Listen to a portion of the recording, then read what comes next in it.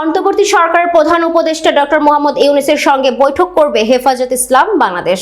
ইসলামী আন্দোলন বাংলাদেশ, গণ অধিকার পরিষদ সহ 8টি রাজনৈতিক দল ও সংগঠন রোববার সন্ধ্যায় প্রধান উপদেষ্টার সরকারি বাসভবনে যমুনায় এই বৈঠক অনুষ্ঠিত হবে।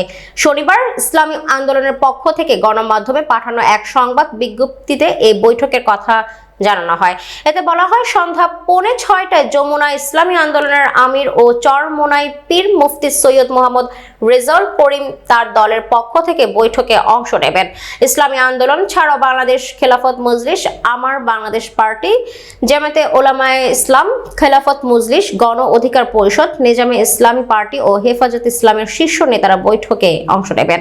বৈঠকে সংস্কার, নির্বাচন ও স্বৈরতন্ত্রের সঙ্গে জড়িত ব্যক্তিদের বিচার নিশ্চিত করতে অন্তর্বর্তী সরকারের করণীয় নিয়ে পরামর্শ দেবেন রাজনৈতিক নেতারা।